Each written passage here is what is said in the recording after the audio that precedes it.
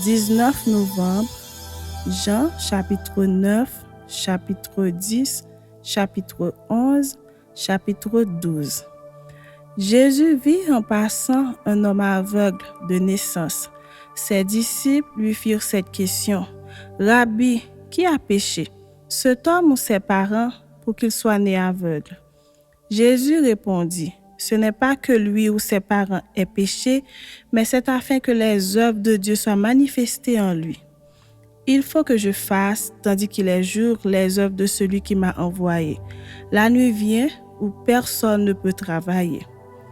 Pendant que je suis dans le monde, je suis la lumière du monde. » Après avoir dit cela, il cracha à terre et fit de la boue avec sa salive. Puis, il appliqua cette boue sur les yeux de l'aveugle et lui dit, « Va et lave-toi au réservoir de Siloé, nom qui signifie envoyé. » Il y alla, se lava et s'en retourna voyant clair. Ses voisins et ceux qui auparavant l'avaient connu comme un mendiant disaient, « N'est-ce pas là celui qui se tenait assis et qui mendiait ?» Les uns disaient, « C'est lui. » D'autres disaient, « Non, mais il lui ressemble. » Et lui-même disait, « C'est moi. » Ils lui dirent donc, « Comment tes yeux ont-ils été ouverts ?» Il répondit, « L'homme qu'on appelle Jésus a fait de la boue, a remis mes yeux et m'a dit, « Va au réservoir de Siloé et lave-toi. » J'y suis allé, je me suis lavé et j'ai recouvré la vue. Ils lui dirent, « Où est cet homme ?» Il répondit, « Je ne sais. » Ils menèrent vers les pharisiens celui qui avait été aveugle. Or, c'était un jour de sabbat que Jésus avait fait de la boue et lui avait ouvert les yeux. De nouveau, les pharisiens aussi lui demandèrent comment il avait recouvré la vue. Et il leur dit, « Il a appliqué de la boue sur mes yeux, je me suis lavé et je vois. » Sur quoi, quelques-uns des pharisiens dirent, « Cet homme ne vient pas de Dieu, car il n'observe pas le sabbat. » D'autres dirent, « Comment un homme pécheur peut-il faire de tels miracles ?» Et il y eut division parmi eux. Ils dirent encore à l'aveugle, « Toi, que dis-tu de lui sur ce qu'il t'a ouvert les yeux ?» Il répondit, « C'est un prophète. » Les Juifs ne crurent point qu'il eût été aveugle et qu'il eût recouvré la vue jusqu'à ce qu'ils eussent fait venir ses parents. Et ils les interrogèrent, disant, « Est-ce là votre fils que vous dites être né aveugle? Comment donc voit-il maintenant ?» Ses parents répondirent, « Nous savons que c'est notre fils et qu'il est né aveugle. Mais comment il voit maintenant ou qui lui a ouvert les yeux, c'est ce que nous ne savons. Interrogez-le lui-même, il a de l'âge, il parlera de ce qui le concerne. » Ses parents dirent cela parce qu'ils craignaient les Juifs, car les Juifs étaient déjà convenus que si quelqu'un reconnaissait Jésus pour le Christ, il serait exclu de la synagogue. C'est pourquoi ses parents dirent, « Il a de l'âge, interrogez-le lui-même. » Les pharisiens appelèrent une seconde fois l'homme qui avait été aveugle et lui dirent, « Donne gloire à Dieu, nous savons que cet homme est un pécheur. » Il répondit, « S'il est un pécheur, je ne sais. Je sais une chose, c'est que j'étais aveugle et que maintenant je vois. » Ils lui dirent, « Que t'a-t-il fait? Comment t'a-t-il ouvert les yeux ?» Il leur répondit, « Je vous l'ai déjà dit et vous n'avez pas écouté. Pourquoi voulez-vous l'entendre encore? Voulez-vous aussi devenir ses disciples? » Ils l'injurièrent et dirent, « C'est toi qui es son disciple. Nous sommes disciples de Moïse. Nous savons que Dieu a parlé à Moïse, mais celui-ci, nous ne savons d'où il est. » Cet homme leur répondit, « Il est étonnant que vous ne sachiez d'où il est, et cependant il m'a ouvert les yeux. Nous savons que Dieu n'exauce point les pécheurs, mais si quelqu'un l'honore et fait sa volonté, c'est celui-là qui l'exauce. Jamais on n'a entendu dire que quelqu'un ait ouvert les yeux d'un aveugle né. Si cet homme ne venait pas de Dieu, il ne pourrait rien faire. » Ils lui répondirent, « Tu es né tout entier dans le péché et tu nous enseignes ?» Et ils le chassèrent. Jésus apprit qu'il l'avait chassé et l'ayant rencontré, il lui dit, « Crois-tu au Fils de Dieu ?» Il répondit, « Et qui a-t-il, Seigneur, afin que je croie en lui ?» « Tu l'as vu, lui dit Jésus, et celui qui te parle, c'est lui. » Et il dit, « Je crois, Seigneur. » Et il se prosterna devant lui. Puis Jésus dit, « Je suis venu dans ce monde pour un jugement, pour que ceux qui ne voient point voient, et que ceux qui voient deviennent aveugles. » Quelques pharisiens qui étaient avec lui, ayant entendu ces paroles, lui dirent, « Nous aussi, sommes-nous aveugles ?» Jésus leur répondit, « Si vous étiez aveugles, vous n'auriez pas de péché. Mais maintenant vous dites, nous voyons. C'est pour cela que votre péché subsiste. » Chapitre 10. En vérité, je vous le dis, celui qui n'entre pas par la porte dans la bergerie, mais qui y monte par ailleurs, est un voleur et un brigand. Mais celui qui entre par la porte est le berger des brebis. Le portier lui ouvre et les brebis entendent sa voix. Il appelle par leur nom les brebis qui lui appartiennent et il les conduit dehors. Lorsqu'il a fait sortir toutes ses propres brebis, il marche devant elles. Et les brebis le suivent parce qu'elles connaissent sa voix. Elles ne suivront point un étranger, mais elles fuiront loin de lui parce qu'elles ne connaissent pas la voix des étrangers. Jésus leur dit cette parabole, mais ils ne comprirent pas de quoi il leur parlait. Jésus leur dit encore, « En vérité, je vous le dis, je suis la porte des brebis. Tous ceux qui sont venus avant moi sont des voleurs et des brigands, mais les brebis ne les ont point écoutés. Je suis la porte. Si quelqu'un entre par moi, il sera sauvé. Il entrera et il sortira, et il trouvera des pâturages. Le voleur ne vient que pour dérober, égorger et détruire. Moi, je suis venu afin que les brebis aient la vie et qu'elles soient dans l'abondance. Je suis le bon berger donne sa vie pour ses brebis. Mais le mercenaire qui n'est pas le berger et à qui n'appartiennent pas les brebis, voit venir le loup, abandonne les brebis et prend la fuite. Et le loup les ravit et les disperse. Le mercenaire s'enfuit parce qu'il est mercenaire et qu'il ne se met point en peine des brebis. Je suis le bon berger. Je connais mes brebis et elles me connaissent, comme le Père me connaît et comme je connais le Père. Et je donne ma vie pour mes brebis. J'ai encore d'autres brebis qui ne sont pas de cette bergerie. Celles-là, il faut que je les amène. Elles entendront ma voix et il y aura un seul troupeau, un seul berger. Le Père m'aime parce que je donne ma vie afin de la reprendre. Personne ne me l'ôte, mais je la donne de moi-même. J'ai le pouvoir de la donner et j'ai le pouvoir de la reprendre. Tel est l'ordre que j'ai reçu de mon Père. Il y eut de nouveau, à cause de ces paroles, division parmi les Juifs. Plusieurs d'entre eux disaient, « Il a un démon, il est fou, pourquoi l'écoutez-vous » D'autres disaient, « Ce ne sont pas les paroles d'un démoniaque. Un démon peut-il ouvrir les yeux des aveugles ?» On célébrait à Jérusalem la fête de la dédicace. C'était l'hiver. Et Jésus se promenait dans le temple sous le portique de Salomon. Les Juifs l'entourèrent et lui dirent, « Jusqu'à quand tiendras-tu notre esprit en suspense? Si tu as le Christ, dis-le-nous franchement. » Jésus leur répondit, « Je vous l'ai dit, et vous ne croyez pas. Les œuvres que je fais au nom de mon Père rendent témoignage de moi. Mais vous ne croyez pas parce que vous n'êtes pas de mes brebis. Mes brebis entendent ma voix, je les connais et elles me suivent. Je leur donne la vie éternelle et elles ne périront jamais et personne ne les ravira de ma main. Mon Père qui me les a donnés est plus grand que tous et personne ne peut les ravir de la main de mon Père. Moi et le Père, nous sommes un. » Alors les Juifs prirent de nouveau des pierres pour le lapider. Jésus leur dit, « Je vous ai fait voir plusieurs bonnes œuvres venant de mon Père, pour laquelle me lapidez-vous » Les Juifs lui répondirent, Ce n'est point pour une bonne œuvre que nous te lapidons, mais pour un blasphème, et parce que toi, qui es un homme, tu te fais Dieu. » Jésus leur répondit, « N'est-il pas écrit dans votre loi, j'ai dit, vous êtes des dieux? Si elle a appelé Dieu ceux à qui la parole de Dieu a été adressée, et si l'écriture ne peut être anéantie, celui que le Père a sanctifié et envoyé dans le monde, vous lui dites, tu blasphèmes, et cela parce que j'ai dit, je suis le Fils de Dieu? Si je ne fais pas les œuvres de mon Père, ne me croyez pas.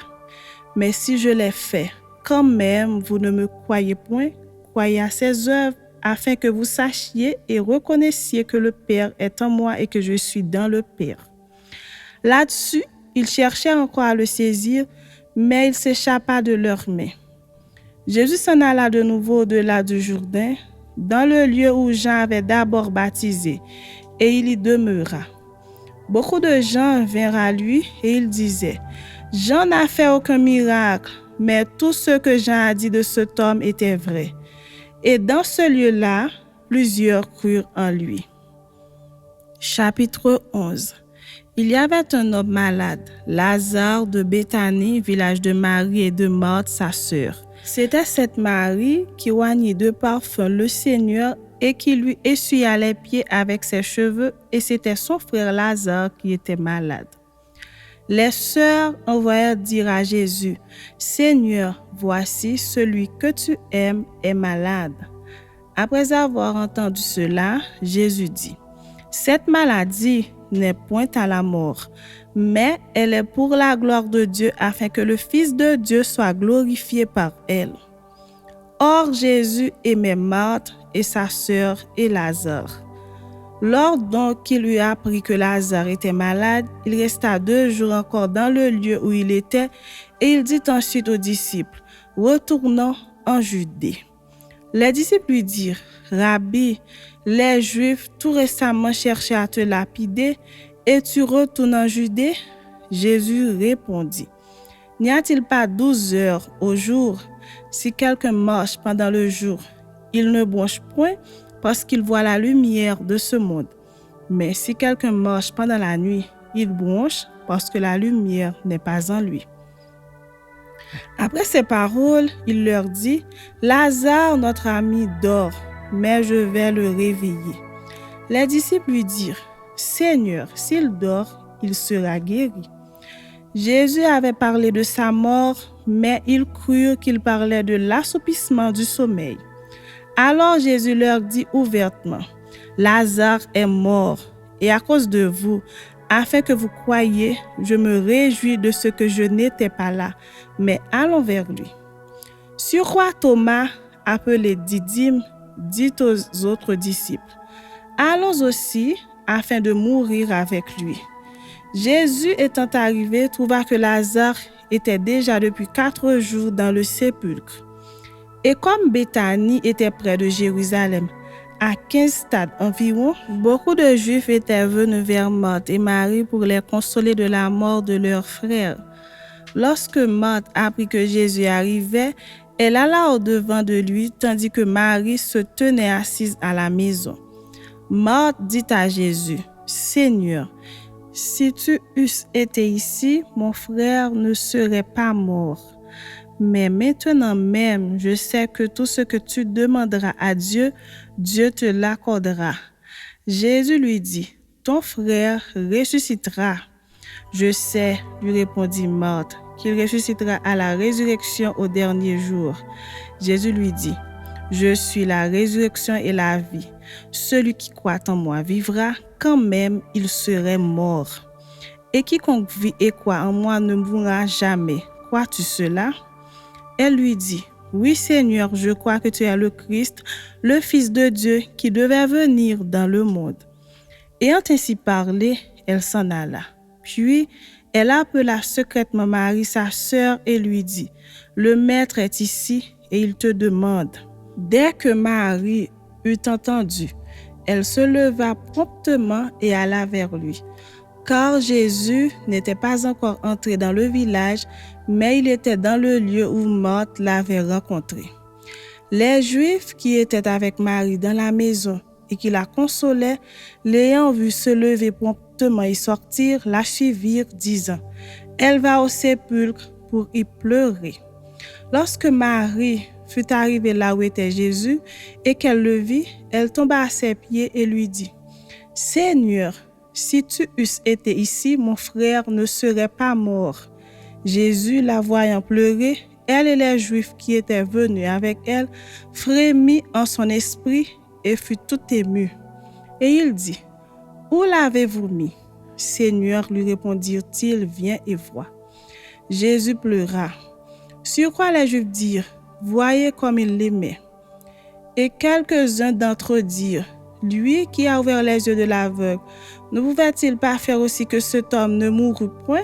Jésus, frémissant de nouveau en lui-même, se rendit au sépulcre. C'était une grotte et une pierre était placée devant. Jésus dit, ôtez la pierre. Marthe, la sœur du mort, lui dit, Seigneur, il sent déjà, car il y a 4 jours qu'il est là. Jésus lui dit, ne t'ai-je pas dit que, si tu crois, tu verras la gloire de Dieu? Ils ôtèrent donc la pierre, et Jésus leva les yeux en haut et dit, Père, je te rends grâce de ce que tu m'as exaucé. Pour moi, je savais que tu m'exauces toujours, mais j'ai parlé à cause de la foule qui m'entoure, afin qu'ils croient que c'est toi qui m'as envoyé. Ayant dit cela, il crie d'une voix forte, Lazare, sort! Et le mort sortit, les pieds et les mains liés de bandes et le visage enveloppé d'un linge. Jésus leur dit, déliez-le et laissez-le aller. Plusieurs des Juifs qui étaient venus vers Marie et qui virent ce que fit Jésus crurent en lui. Mais quelques-uns d'entre eux allèrent trouver les pharisiens et leur dirent ce que Jésus avait fait.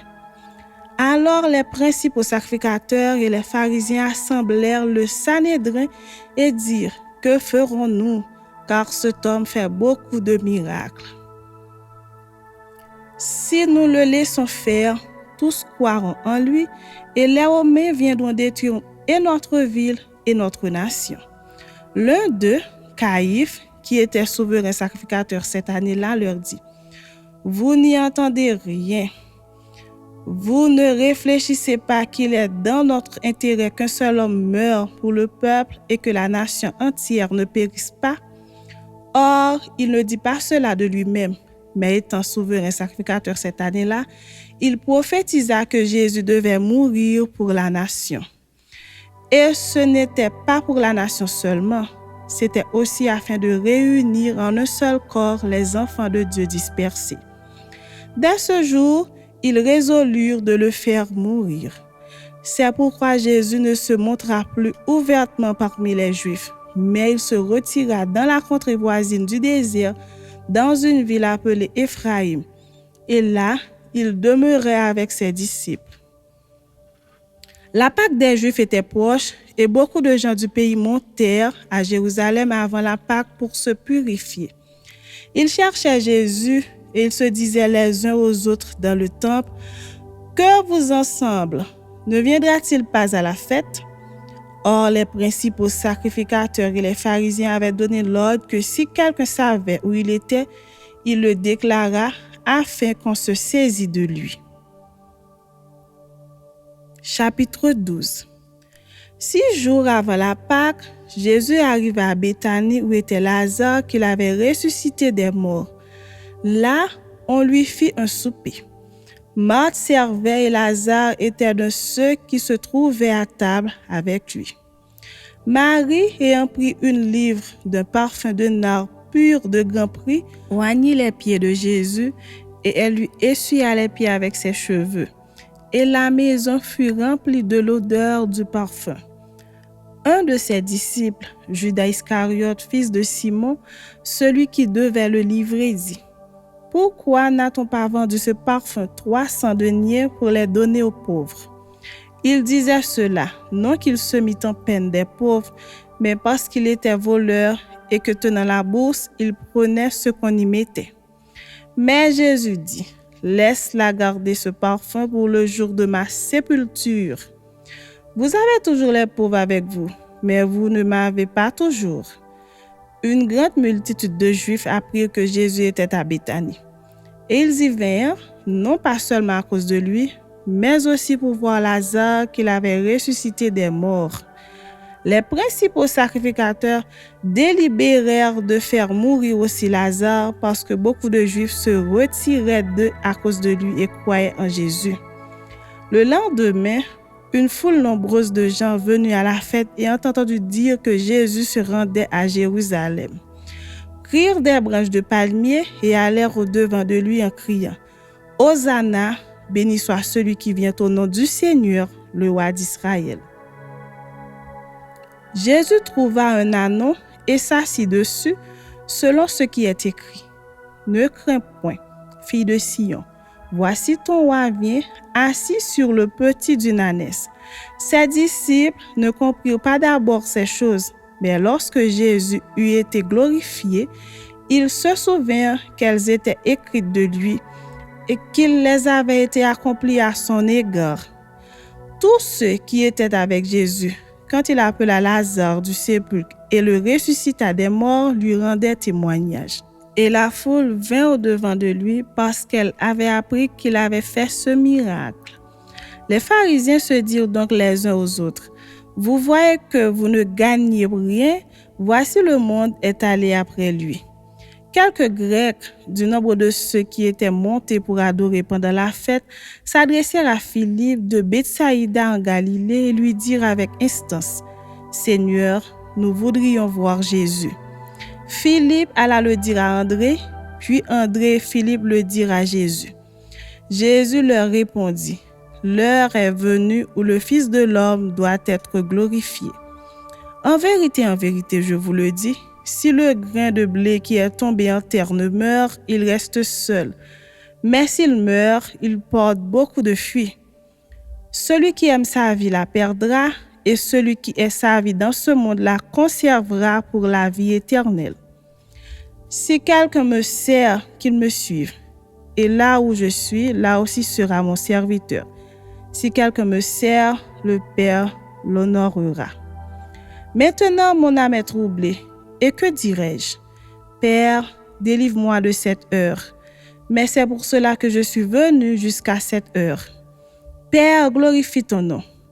Et une voix vint du ciel. Je l'ai glorifié et je le glorifierai encore. La foule qui était là et qui avait entendu disait que c'était un tonnerre. D'autres disaient, un ange lui a parlé. Jésus dit, ce n'est pas à cause de moi que cette voix s'est fait entendre, c'est à cause de vous. Maintenant a lieu le jugement de ce monde. Maintenant le prince de ce monde sera jeté dehors. Et moi, quand j'aurai été élevé de la terre, j'attirerai tous les hommes à moi. En parlant ainsi, il indiquait de quelle mort il devait mourir. La foule lui répondit, « Nous avons appris par la loi que le Christ demeure éternellement. Comment donc dis-tu, il faut que le Fils de l'homme soit élevé? Qui est-ce, Fils de l'homme? » Jésus leur dit, « La lumière est encore pour un peu de temps au milieu de vous. Marchez pendant que vous avez la lumière, afin que les ténèbres ne vous surprennent point. Celui qui marche dans les ténèbres ne sait où il va. Pendant que vous avez la lumière, croyez en la lumière, afin que vous soyez des enfants de la lumière. » Jésus dit ces choses, puis il s'en alla et se cacha loin d'eux. Malgré tant de miracles qu'il avait faits en leur présence, ils ne croyaient pas en lui, afin que s'accomplisse la parole qu'Ésaïe le prophète a prononcée. « Seigneur, qui a cru à notre prédication? Et à qui le bras du Seigneur a-t-il été révélé? » Aussi ne pouvait-il croire parce qu'Ésaïe a dit encore, « Il a aveuglé leurs yeux et il a endurci leur cœur de peur qu'ils ne voient des yeux, qu'ils ne comprennent du cœur, qu'ils ne se convertissent et que je ne les guérisse. » Ésaïe dit ces choses lorsqu'il vit sa gloire et qu'il parla de lui. Cependant, même parmi les chefs, plusieurs crurent en lui, mais à cause des pharisiens, ils n'en faisaient pas l'aveu dans la crainte d'être exclus de la synagogue. Car ils aimèrent la gloire des hommes plus que la gloire de Dieu. Or Jésus s'était écrié, « Celui qui croit en moi, croient non pas en moi, mais en celui qui m'a envoyé. Et celui qui me voit, voit celui qui m'a envoyé. Je suis venu comme une lumière dans le monde, afin que quiconque croit en moi ne demeure pas dans les ténèbres. Si quelqu'un entend mes paroles et ne les garde point, ce n'est pas moi qui le juge, car je suis venu non pour juger le monde, mais pour sauver le monde. Celui qui me rejette et qui ne reçoit pas mes paroles à son juge, la parole que j'ai annoncée, c'est elle qui le jugera au dernier jour. Car je n'ai point parlé de moi-même, mais le Père qui m'a envoyé m'a prescrit lui-même ce que je dois dire et annoncer. Et je sais que son commandement est la vie éternelle. C'est pourquoi les choses que je dis, je les dis comme le Père me les a dites.